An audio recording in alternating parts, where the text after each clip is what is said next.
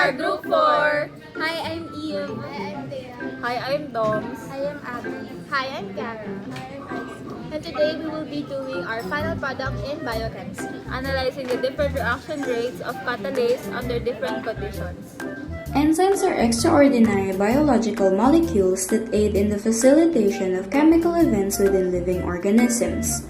In this experiment, we'll look at catalase, an enzyme that protects cells from the damaging effects of hydrogen peroxide. Hydrogen peroxide is a reactive chemical that can cause cell damage. Catalase efficiently degrades hydrogen peroxide into innocuous byproducts such as water and oxygen, thereby reducing cell damage. Catalase activity research not only shed light on the enzyme's role in cellular defense mechanisms, but also provides insights into enzyme kinetics and the factors that influence enzymatic activity. Throughout this experiment, we will look at how temperature, pH, and enzyme concentration affect catalase activity.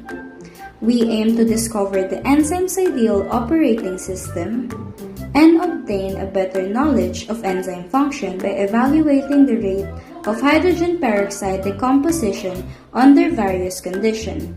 This experiment will provide a hands-on opportunity to watch enzyme principles in action, emphasizing essential concepts such as catalysis, enzyme substrate specificity, and the effect of environmental influences on enzymes activity. As we embark on this path of discovery, you will not only increase your understanding of biochemical processes, but you will also gain vital laboratory skills that are necessary for scientific investigation. So let's plunge into the realm of enzymes together and discover the secrets of catalase.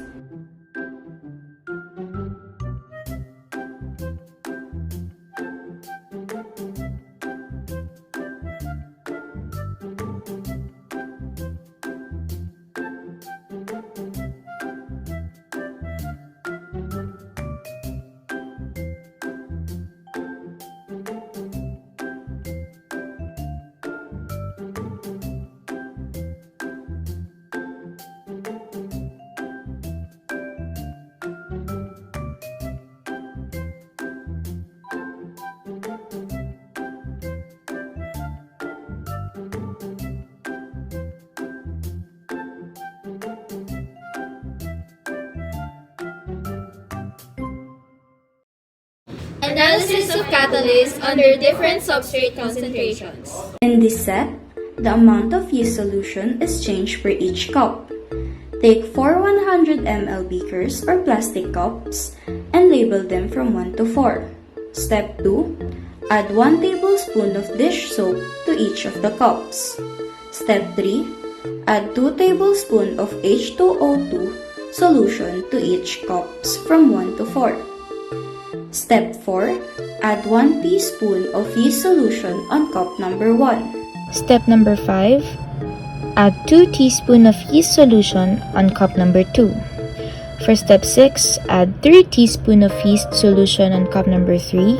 And for step 7, no yeast solution is added to cup number 4. Mix each cup by swirling and observe the reaction of H2O2 to different amounts of enzymes.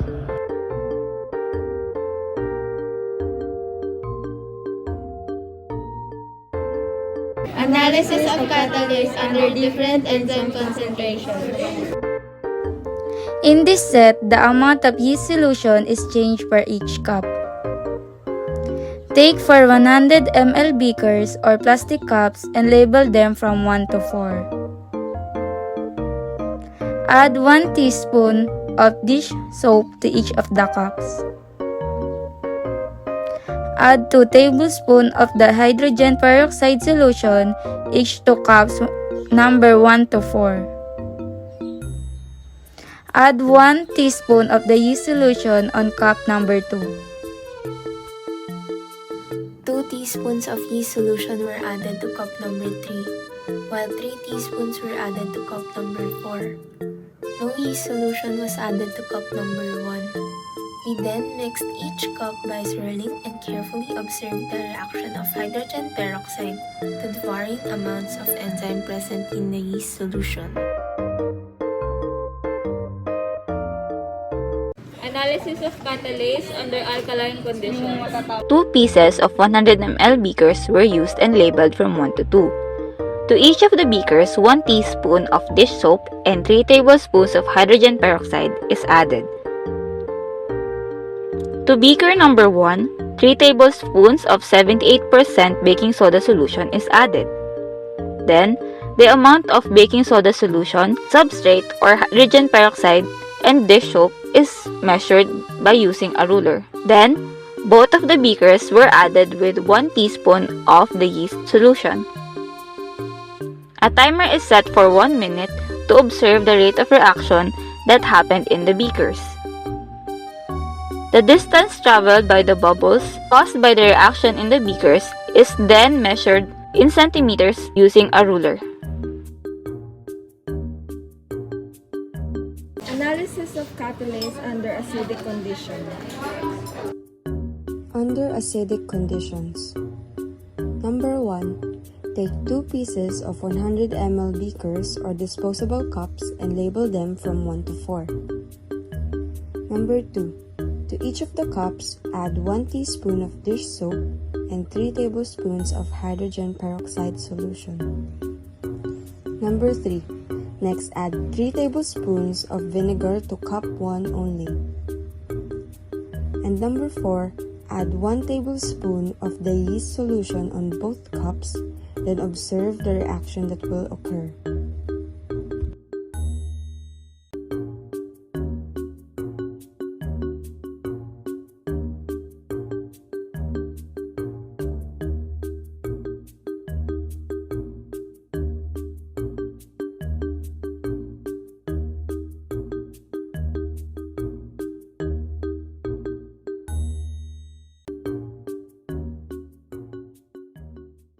Catalase is an enzyme found in various foods, such as yeast, in which hydrogen peroxide is a known substrate.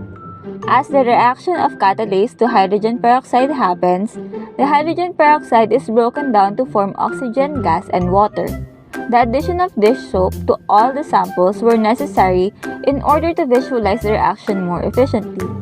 In this experiment, we will see how much reaction happens to catalase and its substrate depending on the concentration of each as well as the addition of other substances. In analyzing catalase under different substrate concentrations, the amount of hydrogen peroxide which serves as the substrate in this experiment is given in different quantities. In beaker number 1, 1 tablespoon is added, 2 tablespoons in beaker number 2, 3 tablespoons in beaker number 3, and no hydrogen peroxide is added to beaker number 4. As the amount of hydrogen peroxide increases from each beaker, you can see that the more reaction happened, hence more bubbles were produced.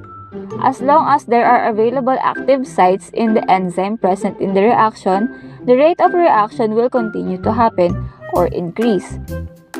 However, if all the active sites in the enzymes are occupied, then no reaction will be observed even if there is a further addition of a substrate.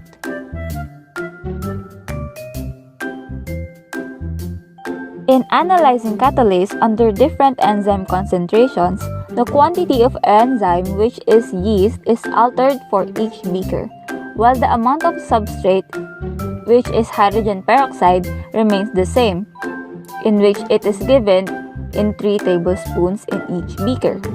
As the amount of yeast increased, more bubbles are made because the rate of reaction is also increased.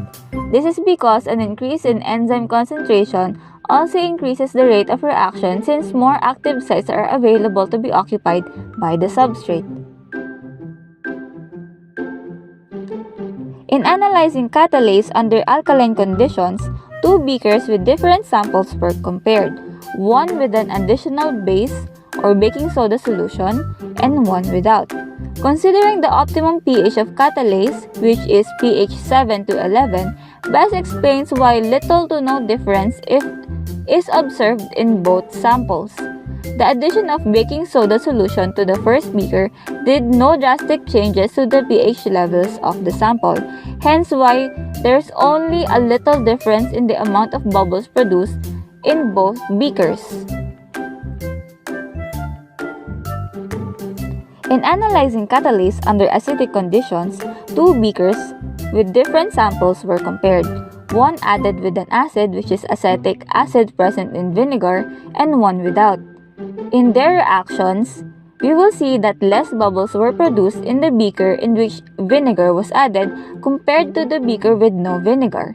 This is because catalase works at an optimum pH, specifically pH 7 to 11, making it an enzyme that favors alkaline conditions. This best explains why less bubbles were produced in a beaker in which vinegar was added, since the addition of vinegar made the solution more acidic. That's all for this video. Thank you for watching.